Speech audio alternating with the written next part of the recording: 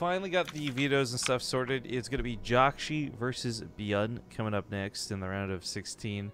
So this is not a qualifying match just yet, but it will be a TvT, and it will be a best of 3. It rhymes. That means it's very good. TvT, best of 3, ByuN versus jjakji. Okay. Okay, now we have the maps. Now I'm gonna make it proxy. Don't know what's with the title T. So for those who don't know, real quick, if you go to like add a new text here, it tries to do title text, but all it comes up is title T because the window is too small for it.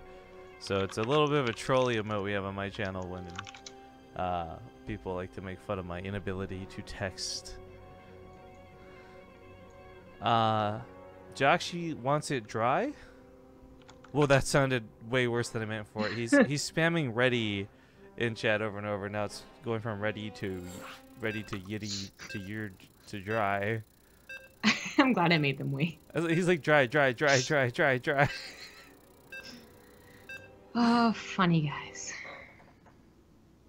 It's really interesting. I actually believe the most personality you will get out of Koreans is how they act when they're waiting for the game to start. So they're all spammy? Well, not just that, but some will do it differently, right? Like innovation spams differently than jjakji spams. I can't describe it better than that. Like it's a silly little thing I've noticed. Okay. All right. I'm with you. Well, folks, we're casting another best of 3. It is double elimination. I just want to really remind people of that. So even if your favorite player falls here, they still have a bracket they can run through. It's 10 players out of a total 32. And oh my, he's going to be facing some shenanigans. In the bottom left, we have the blue Terran, ByuN. jjakji's actually really good friends with Snoot and he's getting some revenge. Nah, I'm just kidding. Alright, in the top right, as the red Terran, it is jjakji. Is jjakji on a team right now? Do you know? Not that I know of. No, I can't imagine what he would be on. Yeah, I know a lot of these guys have kind of picked up weird random teams like Revolution and otherwise, but I wasn't sure if jjakji was actually on any actual team right now. Apparently he is on Team Revolution. There you go. Good mention. It's becoming the new MVP for Koreans, right? They just seem to pick up whatever Koreans will say yes.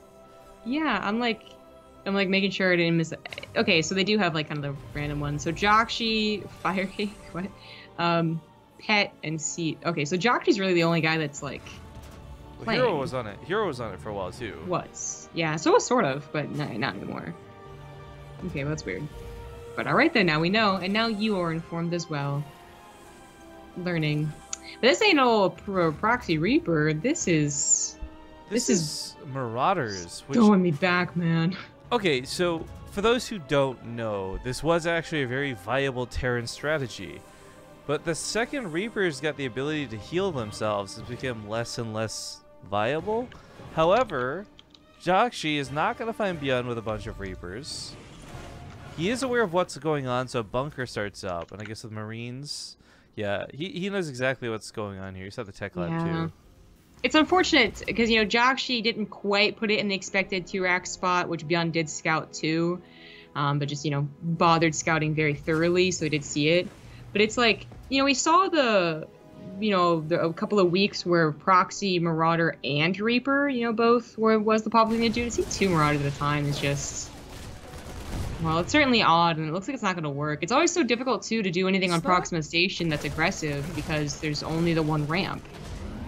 Yeah, that's a big part of why this map gets shut down. But I'm wondering here, he's already moving out of this. A factory's coming down in its place. One barracks is going to be high ground vision. Huh. Well, you know, I think the evolution of the proxy in TvT is an interesting one, so avoiding the whole, like, it was Marauders first, and just thinking back to what Reapers has become. Reapers is no longer, like, insta-win. Cyclones are too good. You know, in general, Terrans got, like, you know, better and more insistent on scouting and all that. But they kind of evolved into just getting faster Cyclones, right, to follow it up. So it's really about the Cyclones, or a faster Banshee, so that you actually beat the defensive player to the tech, or something like that. So I like the idea, is what I'm saying, but I don't know if it's really gonna work because it didn't even feel that fast. It definitely felt like okay, the mirage didn't work, so let's try something else. I don't know what's gonna happen. I mean, workers were pulled off of mining to preemptively repair a bunker, but that didn't even really hurt the economy. It's a cloaked Banshee coming out of ByuN, and there's not going to be anything at home for jjakji.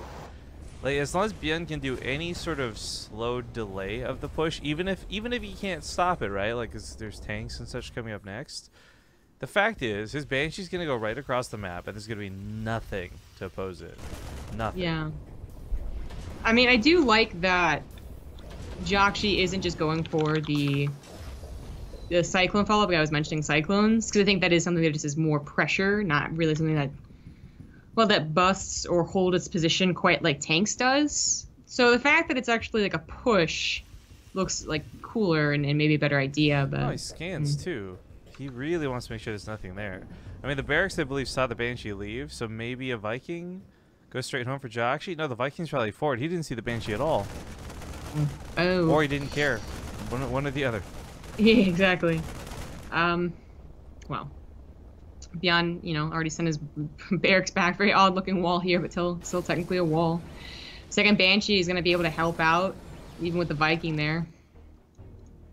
The missile turret is going back down at home, so jjakji did know the Banshee's on the way, but it's a little late. This will require focus fire to ByuN. He can't just simply leave the Banshee AFK. Not if jjakji doesn't focus. Oh no, actually, there's no scan. Well, there was one scan, excuse me. Well, yeah, I'm being very conservative with it. He's a missile turret building after all, but he didn't build a missile turret back here. Like, he actually just was not paying attention at all. Because, usually if you just spam on the missile turret, it goes like, what, 6 SCVs? And maybe whatever is, like, lingering in the gas geysers, but it's killing 16 SCVs. He's left with not much mining, but I don't think he can break this ramp. To push up this in any capacity, ByuN's tanks are in a good position. So now ByuN, it's just the waiting game. Like, he will actually win this game by just waiting it out. Yeah. And, this is also another problem of Proxima. It wasn't just that there was only one entrance and it was a ramp as well, so high ground versus low ground. It's also that it has a secure base. Oh, look at this. If this was... How's that not range of the turret for protection? Oh, really? Oh, yeah, that's a good question. But, if this was like Odyssey, then at least this push is pressuring a natural, I think, more legitimately. Whereas right now, it's really not even pressuring the main base. I love this. Continue using the Banshee. I mean, the SCVs are trying to repair the tanks, and that's also a really cool move, but getting blown up by ByuN's tank. Now ByuN looking to get a bit aggressive, closer and closer to that ramp. Got it. Yeah, I think with one tank remaining, there's just no steam left in jjakji's engine. He's getting supply blocked eventually, too, by this other Banshee on the other side of the field. He's mining with one SCV. Yeah. One. Yeah, I mean, it's game over. I respect jjakji's attempt to follow up, and I wonder if it does work in other scenarios or another map too. Though. Look at this. Comes in a bit late to the party with his own Banshee, but there's no real anti-air for ByuN, just the Marines. Yeah, I guess ByuN is playing a little bit dangerous. I wonder if ByuN, I don't know, if maybe a few more seconds were given to jjakji, maybe he gets that Banshee out sooner and faster. Maybe that looks a little bit different, but not the way that played out. That was very well defended out of ByuN. Very good scouting, too. Exactly. That scout was the biggest part of that game. No question. Alright, what's the next map? There's so much chat. Yeah, there was a lot of ready spam. While this gets sorted, by the way, would like to remind everybody, you've got Take TV, you've got Emil, you've got Crank, you've got a lot of folks covering the matches today because there are a lot of games going on. So I do hope you're enjoying the stream here. Hello, party at the ESL stream. But there's other really good matches going on, all covering the same tournament. So be sure to check those out on the Team Liquid sidebar. Mm-hmm. And if I had to guess, I think Moobot is still out of date with the brackets. So your best bet is to just try and grab the bracket command off of the Team Liquid page as well. Yeah. Yep. Looks like Kelzer and Gumiho in the second rounds underway, as well as Cyril and Solar. Actually, we have like a ton of mirror matchups. That's kind of cool, though. The fact that Kellizer beat a laser is almost more impressive to me than him beating any of the Koreans on this bracket. Well, if he beats Gumiho, mind blown, basically. Right. Yeah, I actually, as we go up, Dio versus Trust, Mara versus Bunny, ByuN versus jjakji, obviously here and now. I guess Rogue and Neeb is the only not mirror matchup. Because it's probably going to be Dark versus Nurchio, luck providing, and Hero versus Zest. I don't know. But there's variety of mirror matchups, so still perfect balance, guys. Oh yeah, no, it's funny that there are so many mirror that's the way it matchups. worked out. All right, guys, we are still not in the qualifying series just yet. The next round is, and they're still that loser's bracket. So we'll be casting several of the qualifying matches, both in the winner's bracket and the loser's bracket. Be up to date with those brackets to see what's going on. Top left side, though, it's going to be the red Terran ByuN up 1-0. In the bottom right is the blue Terran. It is jjakji.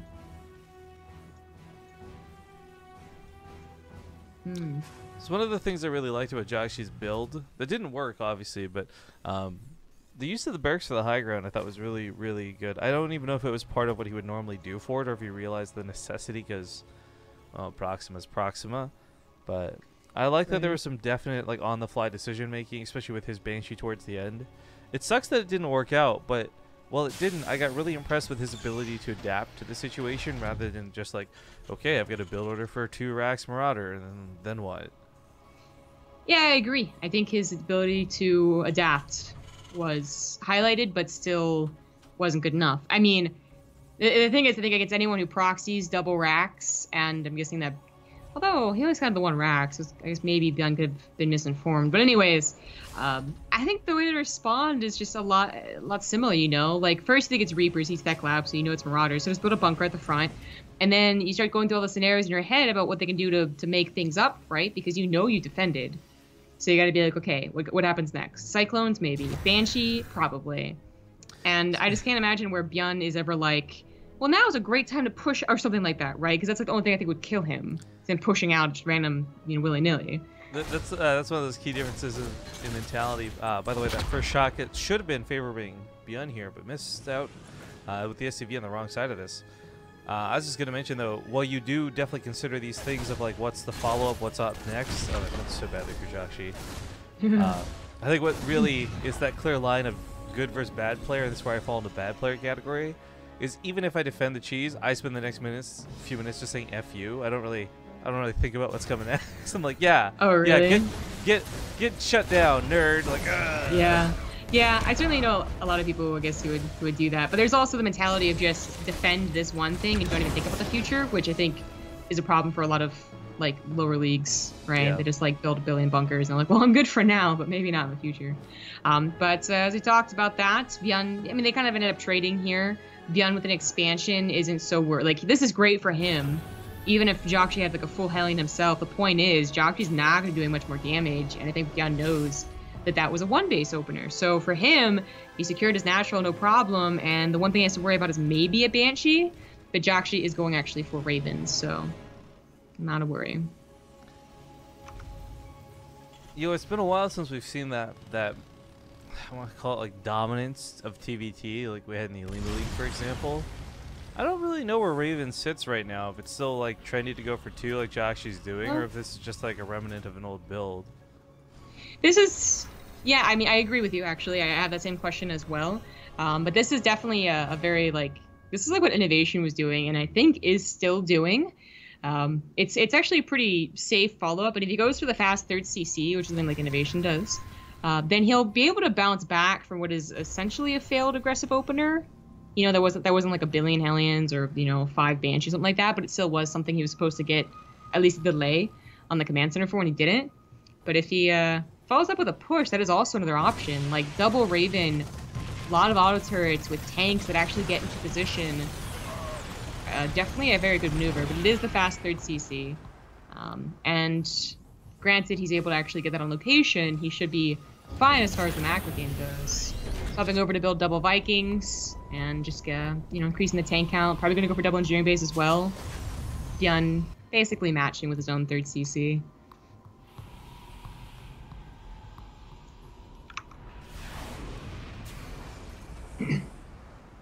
So, I mean, I guess the answer to the whole like are Ravens still the way to go is I think yes personally, and I think we still see enough of it to be like it's an option. It's no longer a bad option like it was maybe 2 years ago, 3 years ago.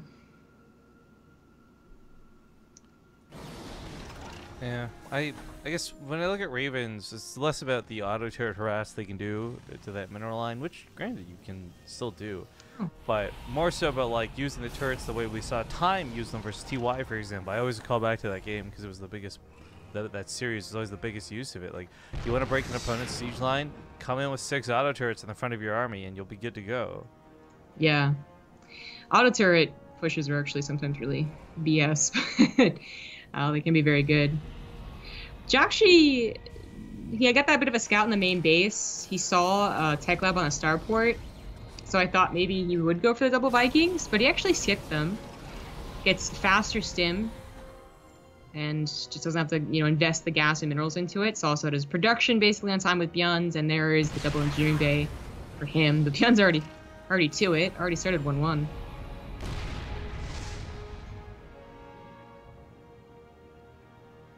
Well, tanks push back the cyclones with relative ease.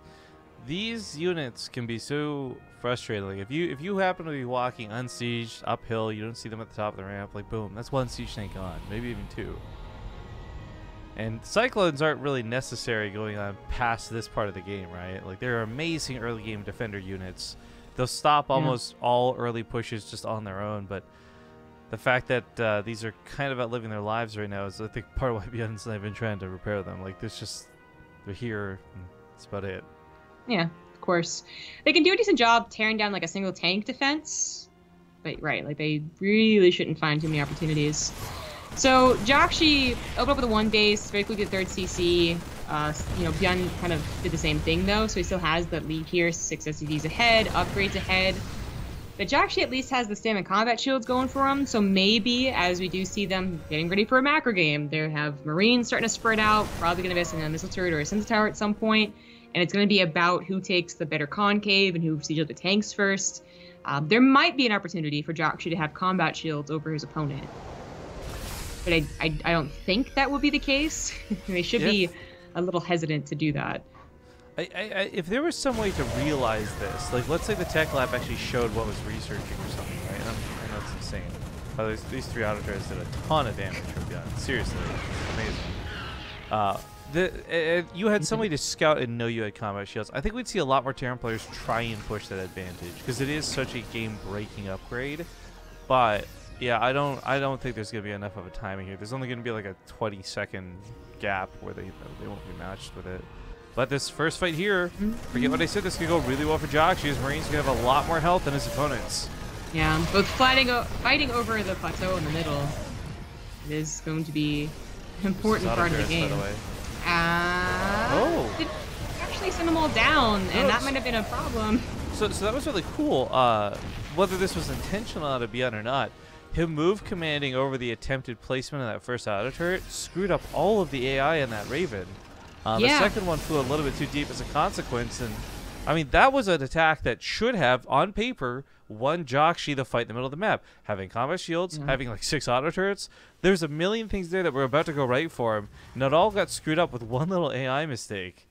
Yeah, that highlights it. That could have been a lot of extra auto turrets. I think there's also a problem where like you do have combat shields over your opponent, but you still only have like 7 Marines, so how much is it really worth? But there's a lot about the Raven just not doing what jjakji, of course, envisioned in his own mind. He saw a way that was going to work out, and it just didn't. Now he's down 30 army supply.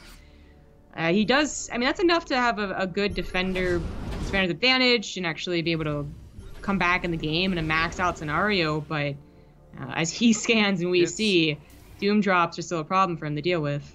Yeah, his lower army supply is going to make it more difficult to split left and right, but it's also one of those things where he might not just... If he has to rely on ByuN making a mistake is what it comes down to, and you never want to rely on somebody like ByuN making a mistake. He doesn't hiccup often. I mean, he probably has hiccups occasionally. Oh, you know what? I would bet you he never has hiccups. He's probably never had them in his life, and the first time he gets a hiccup, he's gonna be so scared and not understand what's going on. Okay. That would be something. Well, jjakji denies any attempt at a Doom drop. You know, no one really has any mass missile turrets or even a lot of Sense Towers, though ByuN does have 2, so that's usually good enough.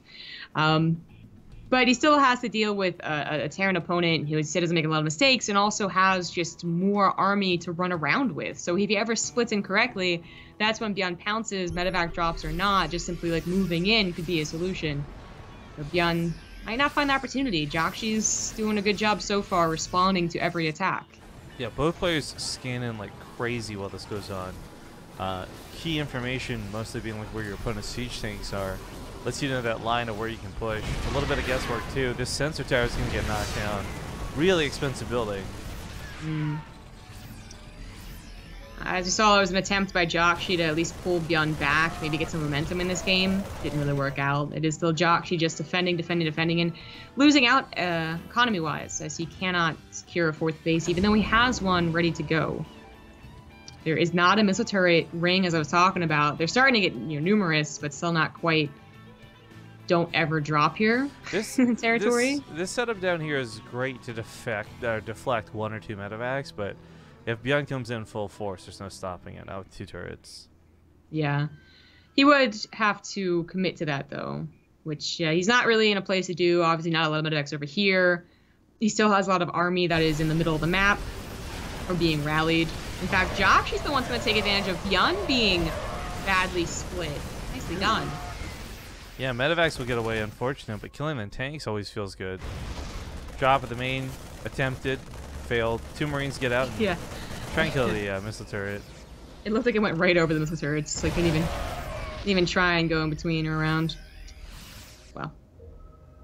So far, ByuN being pushed back, and this actually gives jjakji an opportunity to get a 4th base, so he's going to get maxed out. They're going to have, well, I guess ByuN is going to have better upgrades, but he also is going to have more economy. He's finishing up 2 extra command centers. He just finished up, I think, a round of production, so he's able to remax a lot faster.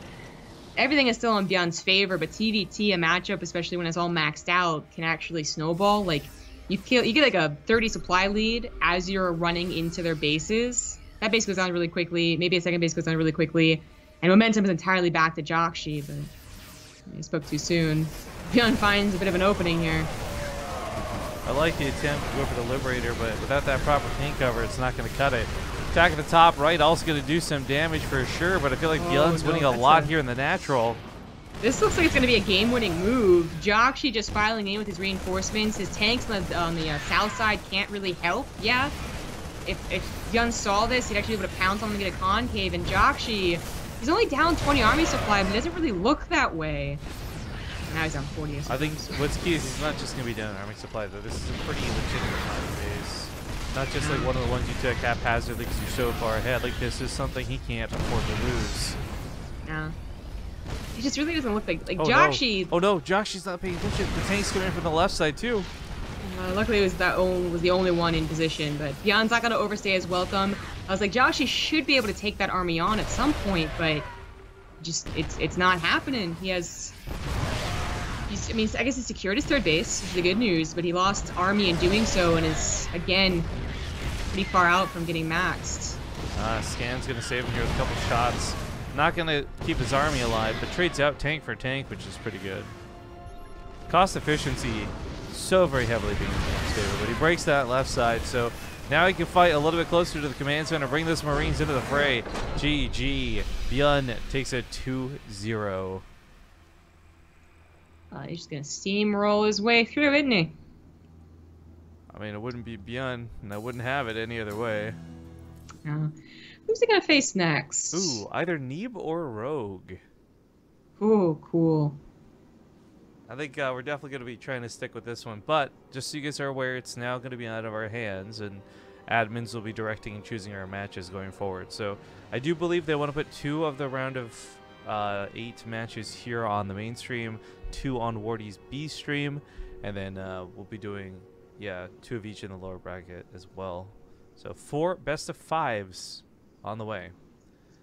We're gonna go to a break though while we wait, so sit tight. Thank you guys for joining us, and we'll let you know the next match as soon as it's made available to us.